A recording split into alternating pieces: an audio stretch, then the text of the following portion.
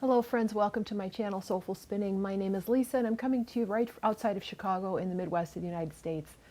I hope this day, the 24th of February 2023, finds you well. I hope you're weathering the storm if you're in its path, and I hope you're happy and healthy and safe. So this is my little channel where I share my creative pursuits with fiber mainly. Fleece, and fiber and yarn, spinning, knitting, weaving, and just other creative activities as I am so inspired. So welcome everyone. If you're a new viewer, thank you for checking me out, and if you're a returning viewer, thank you so much for coming back. I know I'm getting a lot of messages that now I'm getting to be part of people's routine because I've been posting regularly every Friday for the last 7 weeks. So yeah, I'm on a roll, and I hope to continue to record on a regular basis. So thank you and welcome to my basement here and my little fibery corner of my house. But what corner isn't fibery in my house? Every corner is.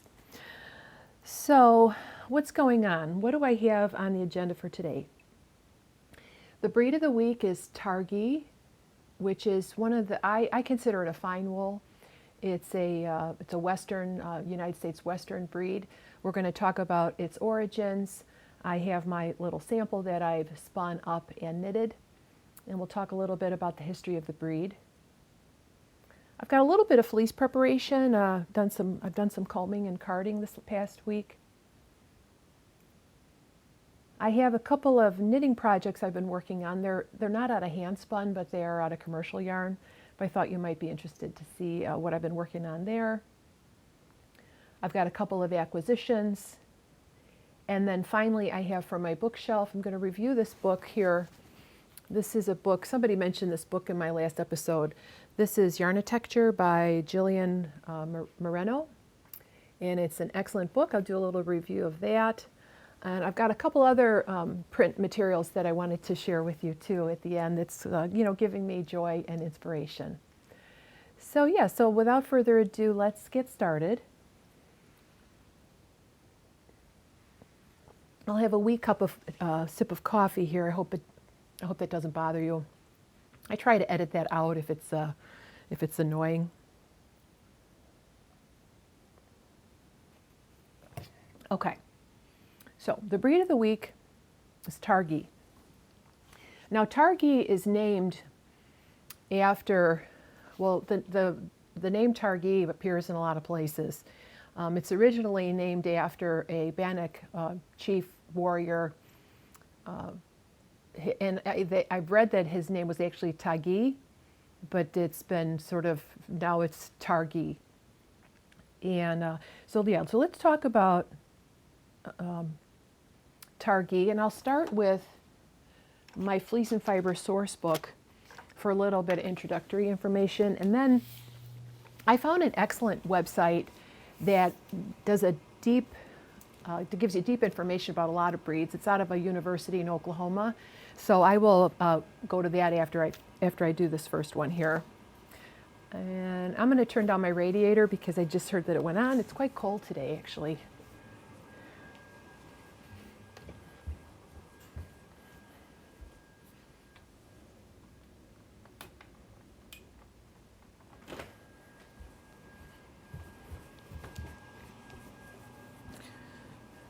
Yes, it's been a very strange winter.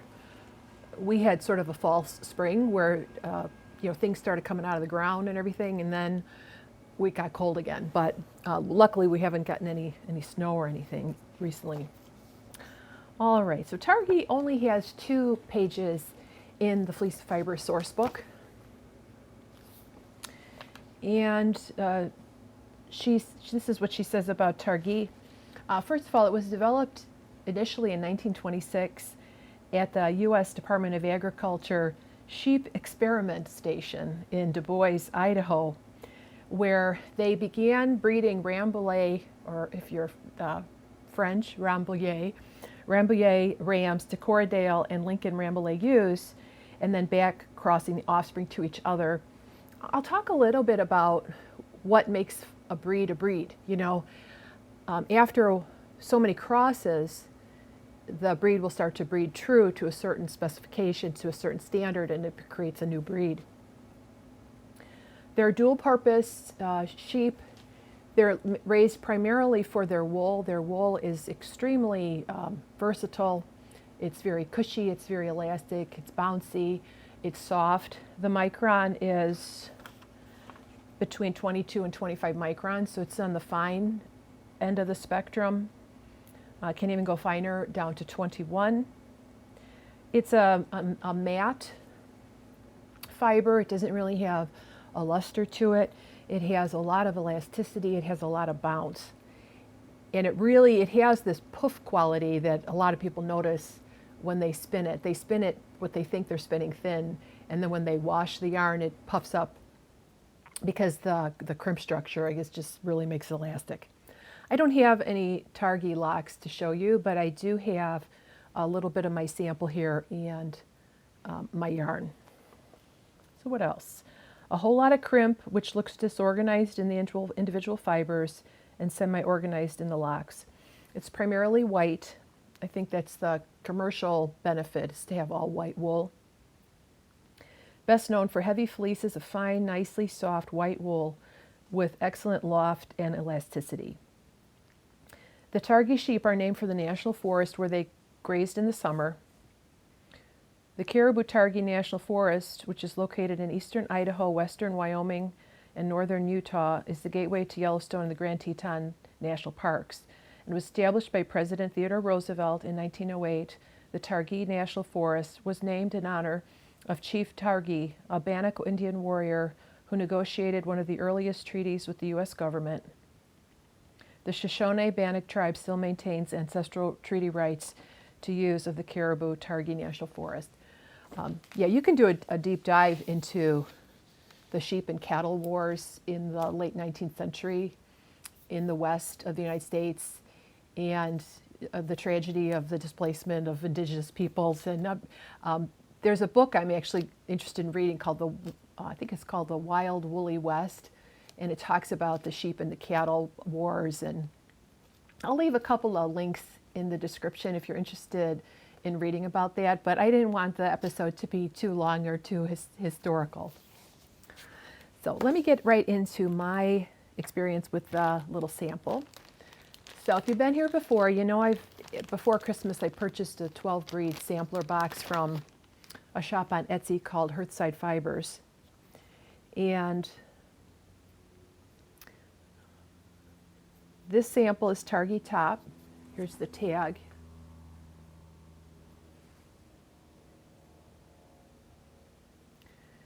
It says 21 to 25 microns, staple length 3 to 5 inches, breed origin United States. And this is I pulled out a lock. Let's see if I can still separate it even more. So let me go grab my ruler here real quick.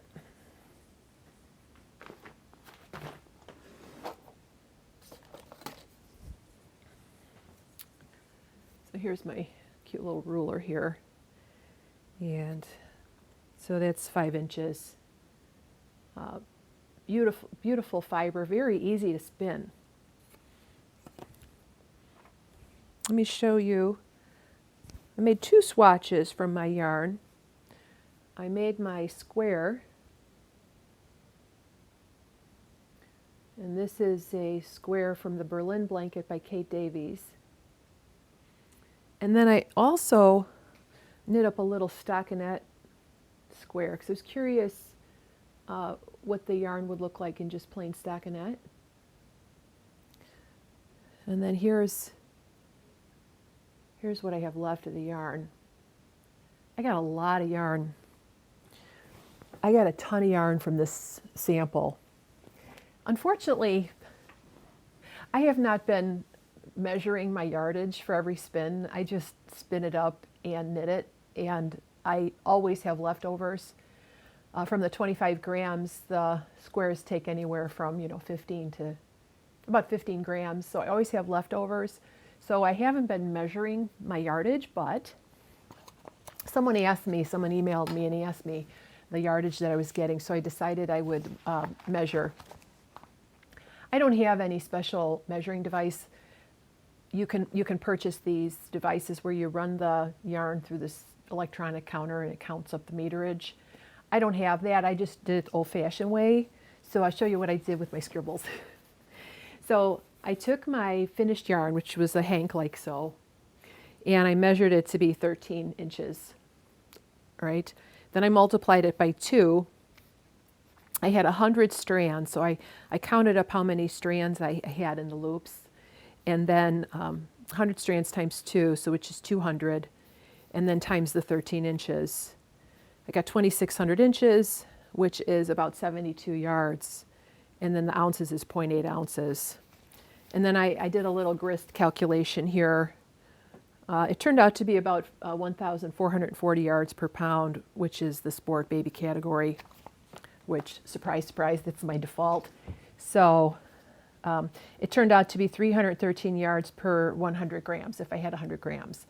So it would be interesting. I think in future I will count my yardage for all the samples, because it'd be really interesting to see how the different breeds yield different yardages. Because that's actually a way to count. It's an older way to count the fineness, to measure the fineness of a fiber, how many yards per pound can be spun. So, for example, my Icelandic, I had very little left of the sample after I finished my square, but this, I have a ton left. So I have this little ball here. So yeah, so for those of you that are interested in the statistics, there you go. Tashi, I'm talking to you. All right, so impressions. First of all, the fiber was really easy to spin. I know people struggle with fine wool sometimes with the spinning, like merino, rambouillet, because they tend to want to cling, the fibers want to cling to each other, so it kind of clumps up and it's hard to get a fine singles. And I have a little bit of that going on, but overall I had no problem with the drafting. It drafted just like butter. I mean, it was just, maybe this particular comb top was beautiful. And actually, I think for these finer wools, I think comb top, if the staple length is long enough, is the way to go, because if you've card these finer fibers, the bounciness and the elasticity can create neps in your carding, which I actually found to be the case. I bought a merino fleece last spring that I carded, and I also combed. I think I'm gonna do an episode on that fleece, and I found that the combing really helped create the perfect preparation. Right, Peaches? Yeah. All right, so I gave the yarn just a ton of twist. I felt like you couldn't put too much twist in it because it just is such a fine fiber. And I also plied it on a spindle. And when I ply on a spindle, I typically get way, way more ply twist. And so, as a matter of fact, I didn't measure my plying angle, but I would say it's like 45 degrees maybe. Yeah, let me see. Yeah, I'll insert a picture here, but look, it's like a rubber band, super, super elastic. That's from it. I'm sure that's from the Rambouillet genetics, which is extremely springy fiber. So yeah, I really feel like it's almost like a elastic cotton.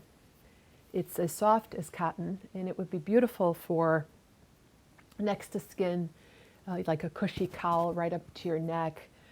It would make nice baby garments. I mean, you could really wear this next to skin with no itch whatsoever.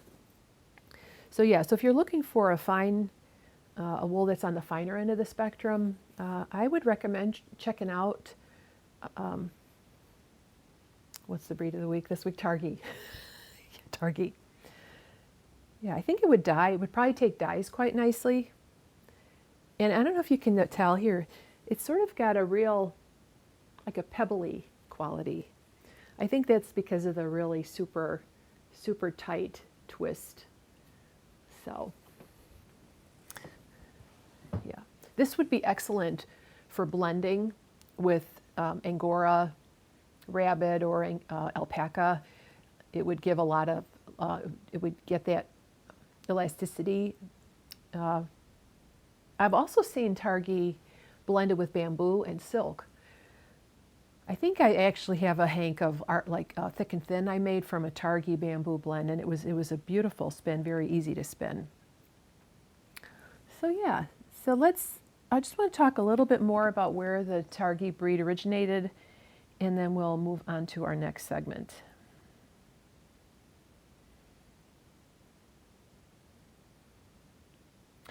So the website I've been looking at is Oklahoma State University.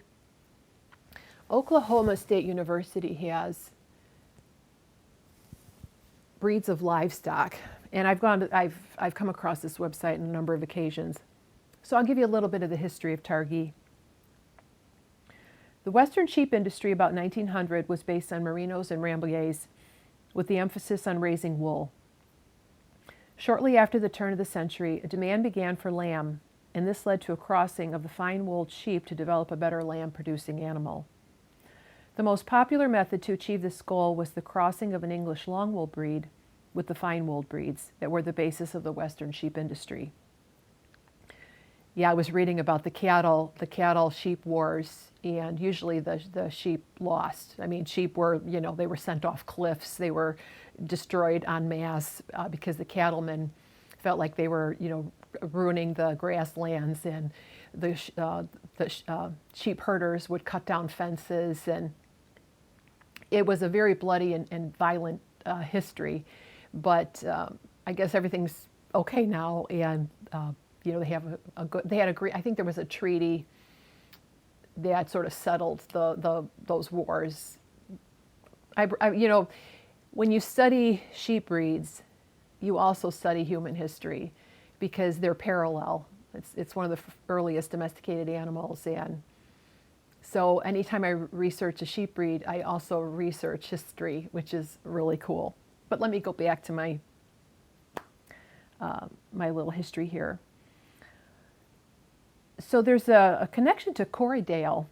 So the first successful cross was developed by James Little of North Otago, New Zealand, beginning in 1868. And these sheep were named Corriedale after the station that Mr. Little managed. The Corriedales were then imported to the U.S. in 1914. And about the same time, the U.S. government began a program of crossing Lincoln Rams on Rambouillet ewes, from which the Columbia breed developed. So Brooklyn Tweed Shelter, I think, is a Columbia Targhee blend, which is, so if you've ever knit with those yarns, you get an idea of the characteristics.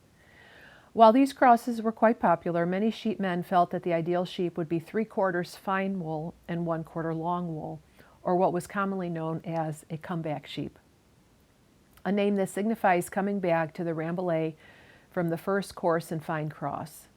So they set up this experiment station in 1926, and so they, long story short, they did a lot of crossbreeding. After 3 years of the program, 201 first-generation ewes were carefully selected and bred intensely. The Targhee are not they're not the smallest sheep, but they're not super huge either.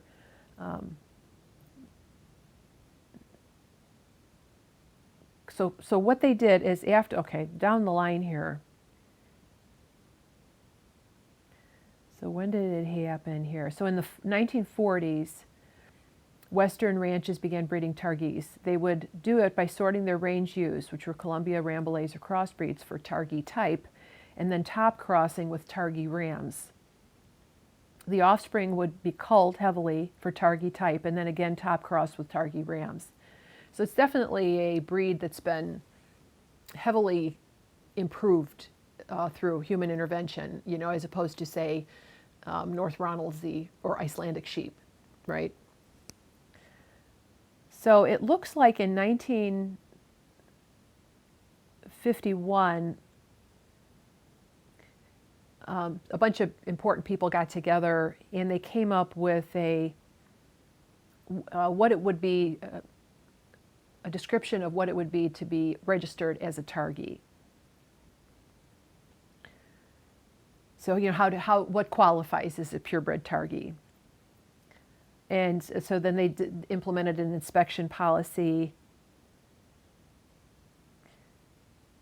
And so they bred true to this particular type.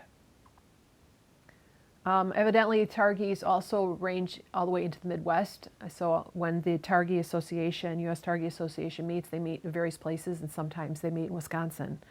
So the U.S. Targhee Sheep Association now registers over 2,000 sheep per year, and its members have 38 states, in 38 states in Canada. So I will link this article below if you're a nerd and you want to learn about this particular breed. For us as spinners and knitters, I would say it's a lovely wool. It's a lovely wool to spin, and it makes beautiful, soft garments. But also, I would say if spun correctly, what does that mean? Spun with intention, you could get quite a durable yarn, though I would tend to think it would pill a little bit because of the fine wool. But the staple length is really, really nice. So the ewes weigh slightly less. They weigh about 125 to 200 pounds, kind of like people. And the rams are 200 to 300 pounds. Yeah, and it yields about 50%, 50 to 55%. So if you get a 10-pound fleece, you're only going to get about 5 pounds of usable wool based on the lanolin content and dirt and so forth. So yeah, a true American breed.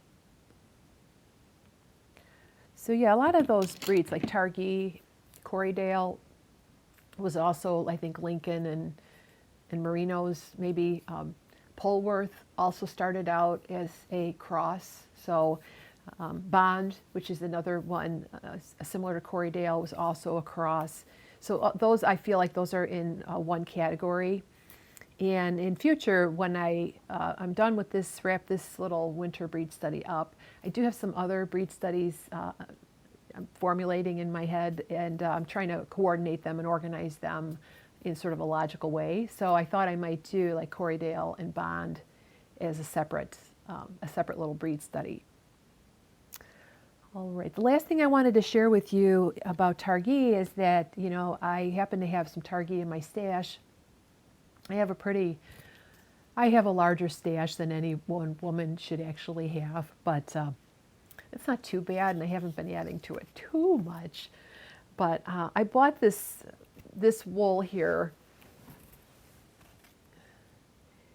when I was reading Clara Park's book about breed-specific yarns.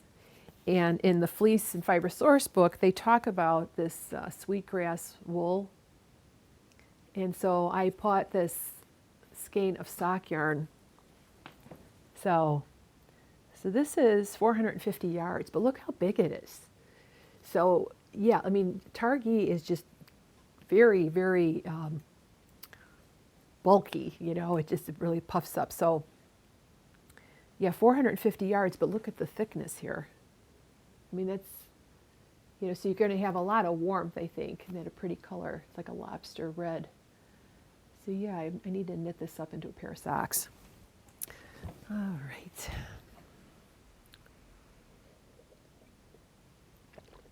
What else do I have? Oh yeah, I have one last thing. And that's this beautiful braid.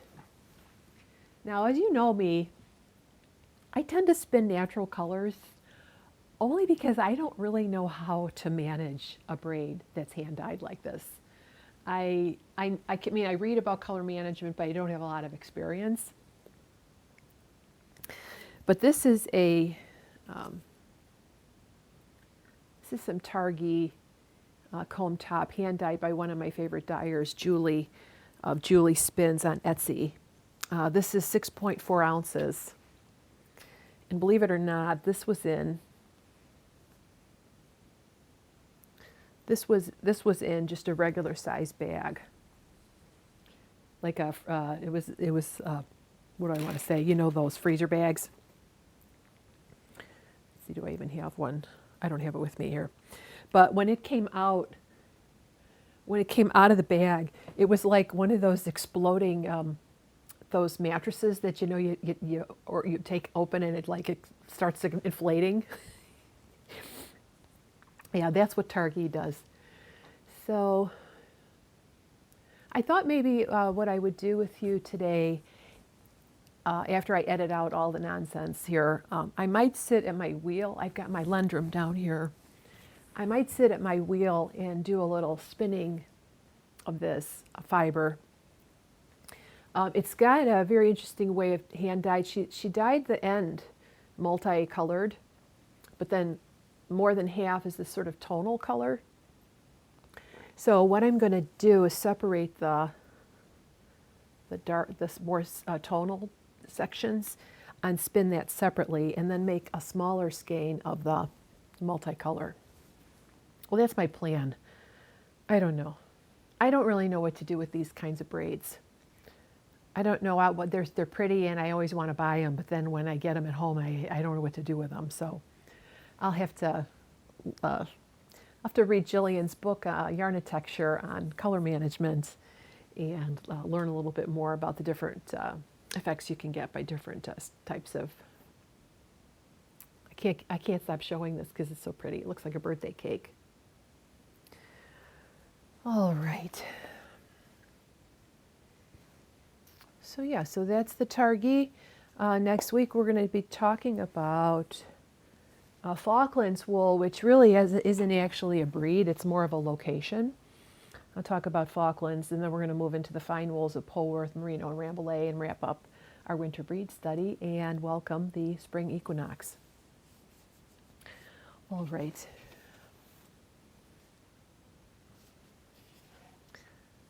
So you probably, as I've been talking here, you've probably been looking over here and wondering what this is. This is not Targhee. This is, quick, make a guess.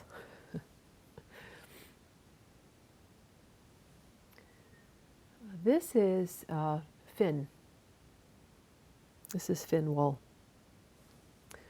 So a new little fleece came my way this last week, and it's a purebred registered Finn sheep, and the name of the ewe is Leanna, and she was shorn on the 9th of May, and she's 3.5 pounds, and she was $17 a pound. And the fleece notes are exquisite crimp, some short at the top line, and most britch wool was left. It was very clean and not matted. So yeah, the fleece was not coated. I'll show you the locks. I pulled a couple of the raw locks out of the bag for you to see. It's she wasn't bred, I guess, this last year, so the shepherd said that all of her energy went into making beautiful fleece. Maybe that's why the britch wool was in pretty good shape. It is. It's beautiful. The britch wool doesn't have the crimp, but it's really, really clean. So here is, I'm going to show you a lock, what it looks like after washing and before washing. So you could see how beautifully white it came. So I think this is one of my favorite breeds. I say that about a lot of wool, but Finn wool is it just has that perfect combination of luster, softness, staple length, strength, ease of spinning. I mean, listen, that's what you should hear when you lock. If you pull a lock apart and you hear, that's a weak fleece, and you don't want to pass that one, okay? So I've been making a couple of little nests. This is a little nest I made on my mini combs. And I'm spinning it on this spindle here. So this is my spindle I worked with last week here. Really beautiful. All right, so see, I know I told myself, I said I wasn't going to get any more fleeces, right?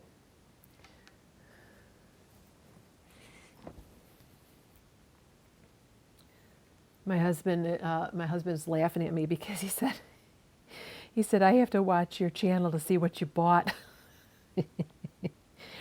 Yep. So yes, so that's a new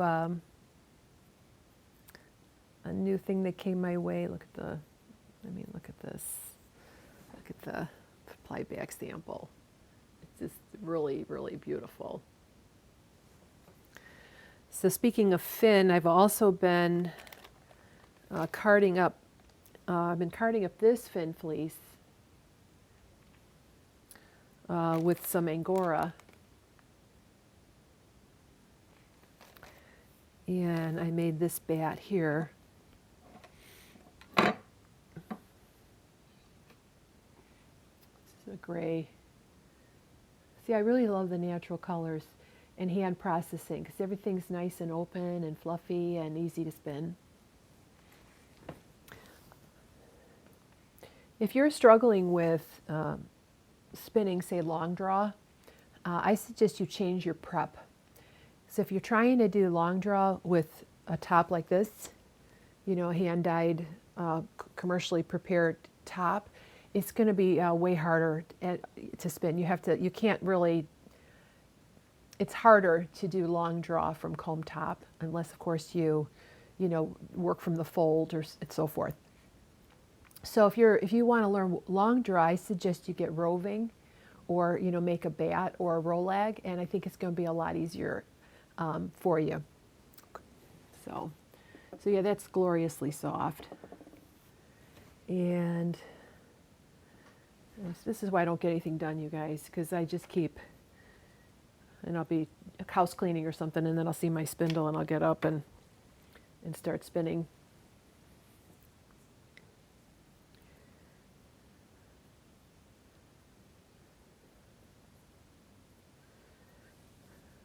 All right, so we're kind of all over the place today. We'll see what I can do.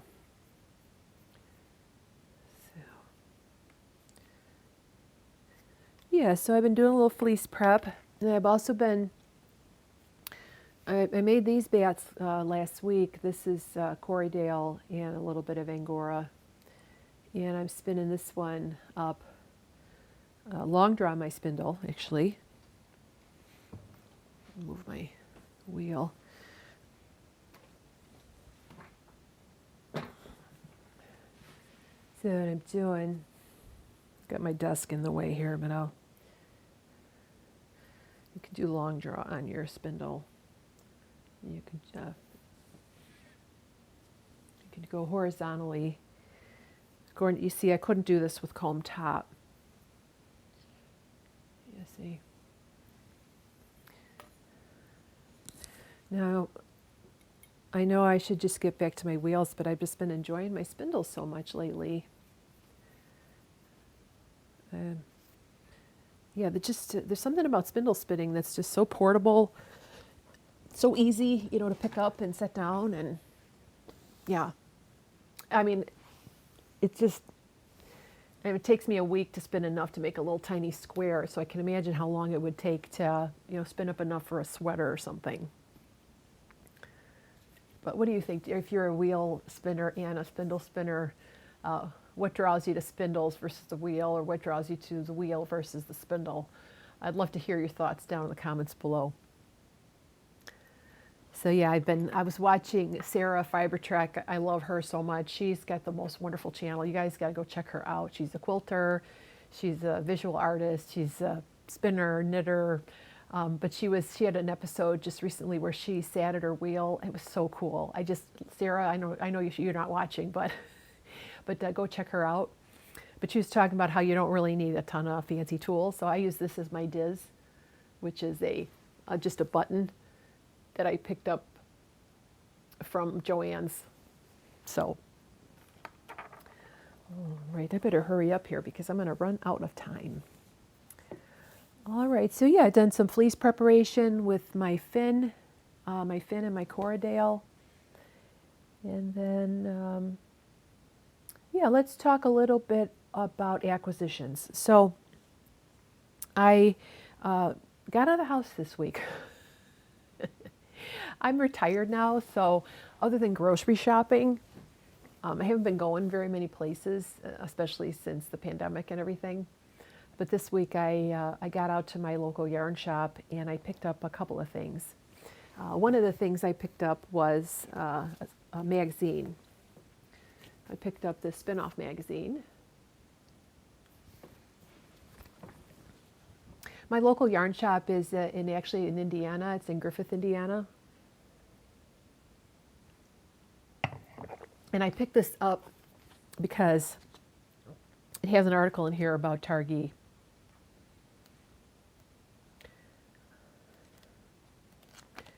Actually, I don't usually buy print magazines too much anymore because I find that even if there's a pattern, I tend not to make the pattern, and then I have all these magazines laying around. But this one has an article about Targhee, the resilient Western wool. And so, of course, since the breed of the week was Targhee, I had to pick it up. There's also an article in here about blending alpaca with cormo, and what's the ideal blend. But yeah, there's an article in here about Targhee. So Targhee would make a really nice 3-ply and make a nice cable sweater, it'd make a great Gansey or Guernsey with a lot of knit purl patterning. So there's the sheeps there. So yeah, there's an article in here about Targhee. There's a really nice pattern for mittens here. So it's on the cover. Using oddments in your stash. There's an article about what I noticed is all the spindles in this issue are from Greensleeve Spindles, which is one of my favorite makers. But this is a hand-spun Shetland shawl in here. And it's a nice pattern. So, yeah, hand-spun project. There's an article in here about Lonnie's Lana, which are Rambouillet sheep in the Nevada. Yeah, really a lot of interesting articles in this this month's issue, or this. I think it comes out every season, doesn't it? Winter 2023. And then I also picked up a ball, a Sauber ball, Crazy, right here. Got a really pretty color. My yarn shop has a pretty nice selection of sock yarn. And I thought I might try knitting a pair of socks with my little Targhee small needles. These are minis. So you've got a longer needle here and a shorter here. I have kind of large hands.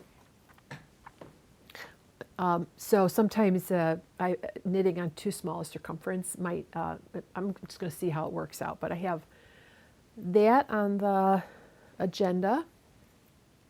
Sometimes when I'm editing my videos on Friday afternoon and Saturday, I need something to knit on while I'm editing.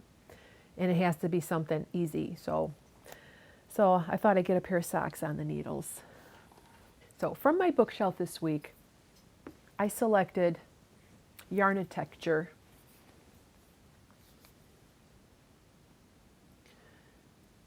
Your perfect knitting project starts with fleece. You love to spin and you love to knit. Now discover how to plan and build the ideal handspun yarn for each of your projects. Popular teacher and author Jillian Moreno keeps your vision on track by exploring different fleeces and inventive ways of working with pre-dyed bats and braids. She then guides your spinning with in-depth instructions on drafting, plying, and finishing methods to ensure the perfect yarn. This is not a how-to spin. It's definitely a book, I think, for somebody that has a little bit of experience. She says that the book is for spinning knitters and spinners who are interested in creating yarns that would be good for knitting. Jillian likes to spin hand-dyed top, and she's, at this time of publication, she wasn't too into washing fleeces, preparing fleeces for spinning. And so what's nice about this book is she works a lot from dyed braids. She talks about different, well, let me show you the table of contents here. So the book is set up, it's pretty here. So first you have your vision, which is the blueprint. Then you have the foundation, which is the sheep breeds and beyond. The frame is the fiber preparation. 4, the walls, that's drafting.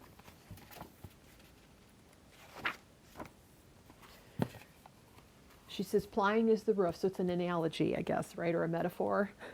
A metaphor. And then finishing for the front door, the paint. She uses landscape, how's things dyed. She gets into what affects the color on your fiber. And then the landscaping, knitting with your hand spun. And then also there's some really nice patterns in here by some very well-known designers. Kristen Kapoor, Rosemary Hill, Kate Atherley, Amy King, Laura Nelkin, Bristol Ivy. So there's quite a few of patterns in here that are really nice. Matter of fact, the one that I really thought was beautiful is this cardigan by Bristol Ivy. It's called the Rigby cardigan. And I think it's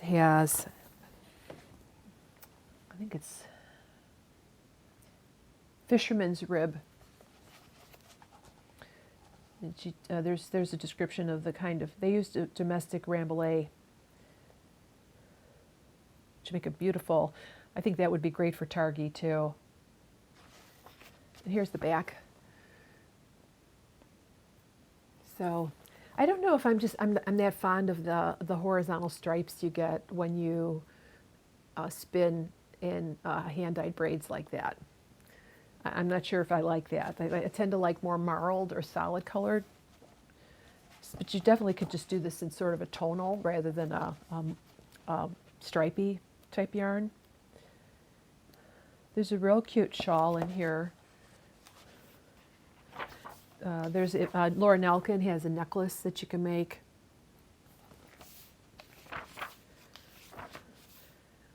Amy King's got a shawl in here. This one reminds me of a Stephen West pattern. You could also do this, if you're not a spinner, you could make that out of Noro. Noro yarn has sort of that hand spun quality. Actually, it looks like Noro a lot. Into the World Romney top. So it talks about what colorway they used, the yarn description, the wraps per inch, the yards per pound, the type of spinning, how it was finished, etc. So really interesting. This book I would highly recommend this book. I'm going to be paying close attention to the chapter on color, and figure out how I can spin up some of the braids that I have in my stash to the best effects. I'm always a little nervous about diving into them because I think I'm going to ruin them. But if it's solid color, it's like a no-brainer, right? She says 80% of her stash is variegated braids. She buys them as souvenirs, blah, blah, blah. Singles for knitting, chain plying. It's excellent. Excellent resource. I would put this up there, right up there with the Yarn Designs book by, I can't remember the author's name, but this is a great reference book to have on your shelf or on your Kindle if you're a spinner. And yeah, I'll be taking a deep dive into this week as I try to figure out how to spin this yarn here. So I've been working with my knitting belt. I purchased a knitting belt a couple weeks ago. I got it in the mail. And I've had this pattern in my queue for a while. It's actually something that my sister wanted me to make her. And I haven't gotten very far. But it's a wrap. Oopsie. And it's called the Chatham wrap by Noma NDLOVU, and it looks like this. So it's a wrap. I think you cast on 93 stitches, which was perfect for these long double points that I picked up when I purchased my knitting belt. So every morning I'm putting on my knitting belt and I'm practicing. So it's basically knit and purl pattern, and then there's some yarn overs and some eyelets. Pretty easy. I think I procrastinated on this project because look at the font on this. That's the font on this pattern. I thought it was my printer, so I printed it a second time. It is so small, and it's so light. I don't know what they were thinking, but you know, my older eyes, I was having trouble seeing it. I have it now on Goodreader on my iPad. And of course, if I'm wearing my glasses, I can read it okay, but it's just designers. Why would you do that? Why would you use that size font for a pattern? I don't understand that. Other than that, the other thing is, you see here, this is the color picture. See how that's striped here, red and white? So I'm starting it, and I'm following the directions, and this is what I'm getting. I'm like, well, what's going on? It doesn't look like the pattern. Well, the other side, the other end of the wrap is a different stripe pattern, but there's no picture. Oh, here. I guess you can see it here. Okay. I know I don't normally complain about patterns, but you know, this was a pay for pattern. And but let me show you the yarn, because the yarn is glorious.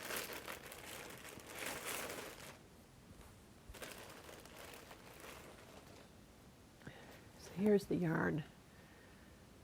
This is Blue Sky, Skyland. And it's the colors that are in the pattern. My sister said she saw it on Instagram, and she sent me a picture, and I'm like, I got over enthusiastic, and I said, oh, I'll make it for you. Well, that was like before Christmas, or was it last year? I don't know. But I am working on it now. And I don't know how long I'm going to be able to hold out doing it on the double points. I might end up going back to a circular. I don't know. Knitting it on a US 6, which is a 4mm needle. And I did do a swatch. I'll show you the swatch here. I swatched and I blocked. So. The fiber content is luxury. It's, what is it? 40% Highland wool, 30% alpaca, and 30% silk. So quite lovely. And so yeah, I'm working on that. It's actually my sister's birthday today. Maybe I'll have it done next year for her birthday. Do you do that? You get like over enthusiastic about a project, and then you get the yarn, and then it just sits there, and then you don't do anything with it. Yeah, I got to work on that. So yeah, I think that's all that I had to talk to you about today. All right, I think I'll close here. Wish you a fond farewell, and I hope you're well. I hope you're staying safe, and I hope you're doing well, and you're having some time to escape into your crafty world. I thought I would do just a little bit of spinning here with you to close out this Friday. So there's my top. So let's see, I'm fluffing it up this way. See how you can see how it's kind of coming apart. So like right there, it's about the halfway mark. And I'm going to go strip it all the way down.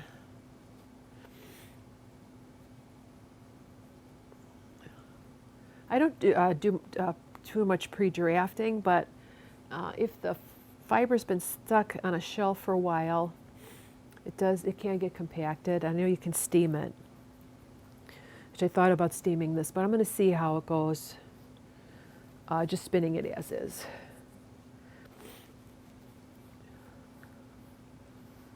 All right, let's see, put that over there. All right, so now, let's see. I think I'm going to take this strip and cut it even further.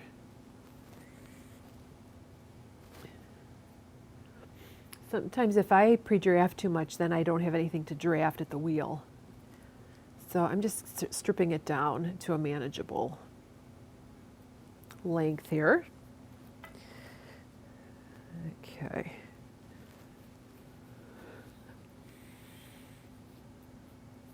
Thought you guys might enjoy seeing some color. Now let's check out the staple length. I'm going to pull out a couple of strands here. So yeah, it's, I would say,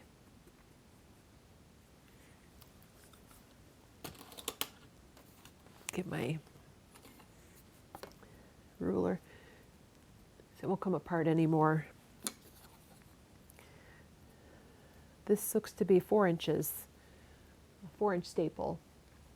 So when you do a worsted draw, and if it's a 4-inch staple, you want to draw about, half, so probably two inches as you're drafting forward.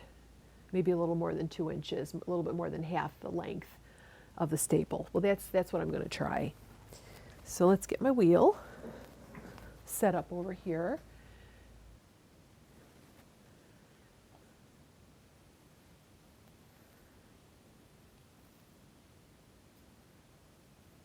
Again, it's so easy to spin. The tension's a little too high.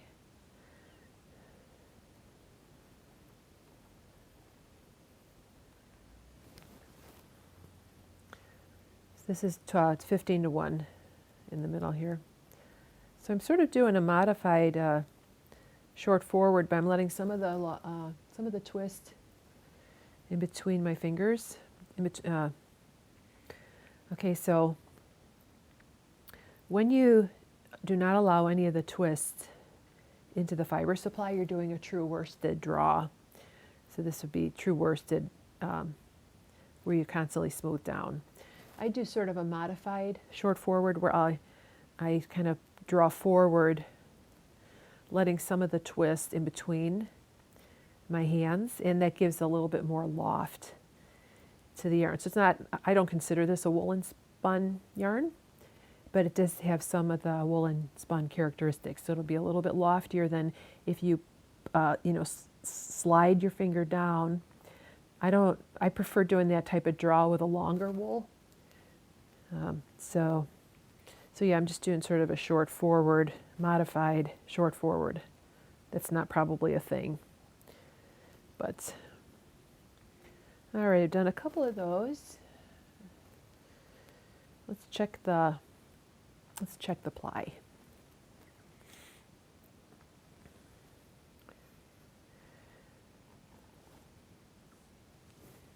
Just gonna let it twist on itself. I'm not spinning for any particular purpose.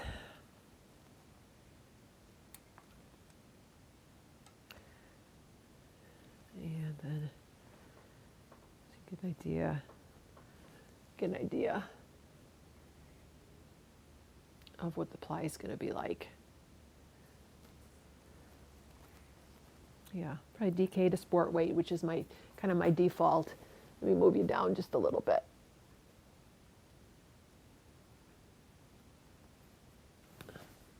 How's that? Look, the twist grabbed it. All right, let's do some more and do another sample. I could use a little more twist.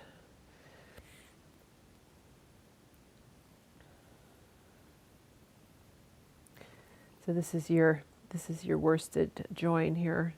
Again, my tension's a little too high. Here we go. Smooth that down a little bit. Okay. So yeah, then I'm just gonna, it's like butter.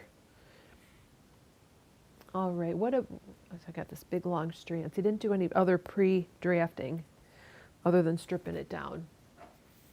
So yeah, so Targhee is a dense, uniform wool. It feels a good deal airier than the description makes it sound. It's quite consistent throughout a single fleece and within its breed. So it's a good, it is a felter. It's 3 to 5 inches.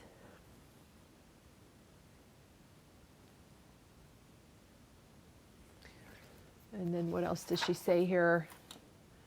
Colors take well. It's a matte surface. Depending on the length, the fleece can be combed or carded, spun from the locks, flicked or not, although the fineness of the fiber may make these approaches harder than other preparation techniques. Use fine carding cloth or hand cards and handle gently to avoid producing neps. Use a light touch in spinning to keep the fibers flowing smoothly. A light touch, I think that's the key. And put enough twist to give the yarn stability and durability. So that's what I noticed in my spindle spun sample. It could take a lot of twist and still be really soft and lofty. So I'm on a 15-to-1 ratio here.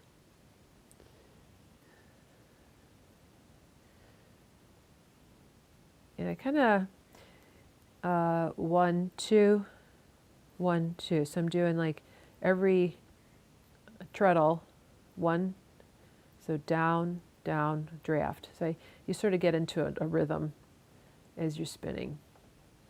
I am not a worsted spinner at heart. Best known, heavy fine fleeces, nicely soft white wool.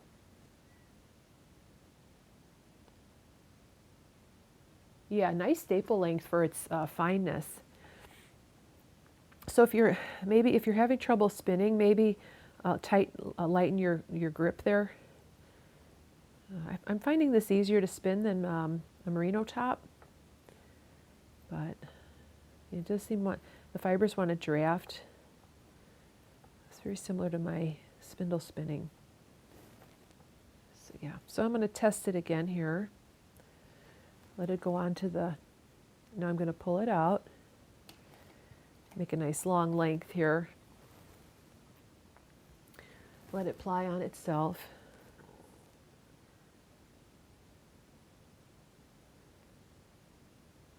I hear the red-winged blackbirds out there. You can know it's spring in the Midwest when you hear the red-winged blackbirds. So yeah, nice stretchy, beautiful.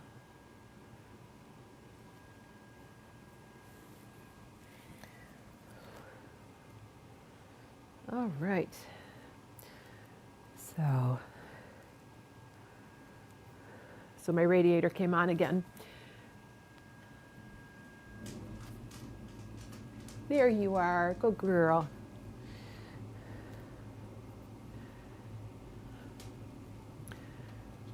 Yeah, so I think I'll just sit here and spin for a little bit and play you some music while I spin.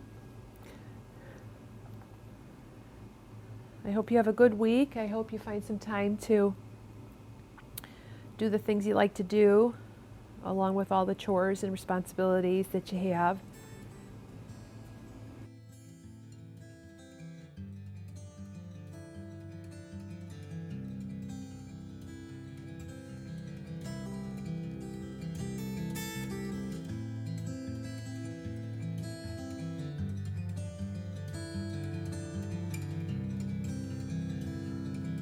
I'm a lonesome chord looking for a song.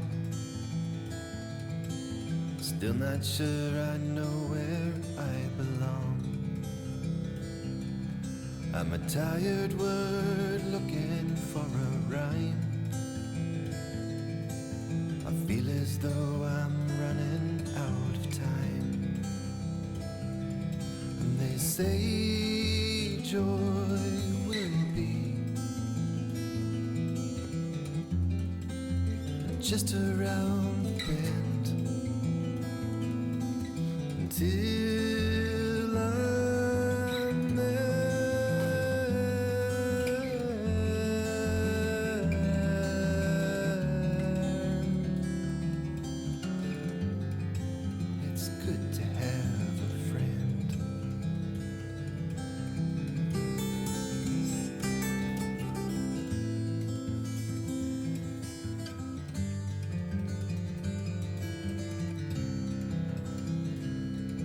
I'm a quiet whisper dancing in the breeze. I'm a memory and down upon my knees. I'm a wild dream on a falling star. A destination seems a little far. And they say joy will be just around the bend. Until I'm there.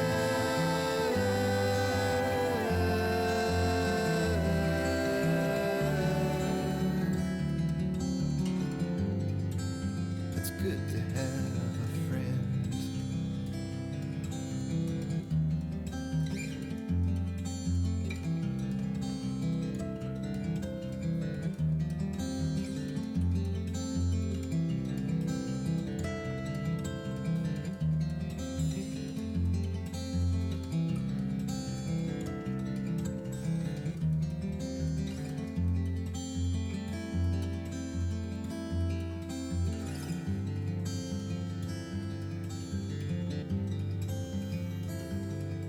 I'm an angel waiting for his wings and getting by with what each new day brings.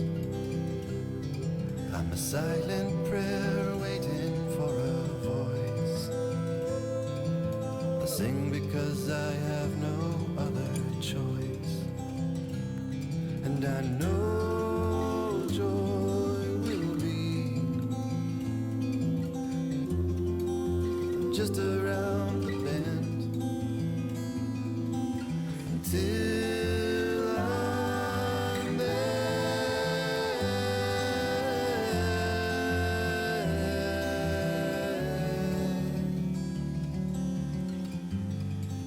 It's good to have a friend.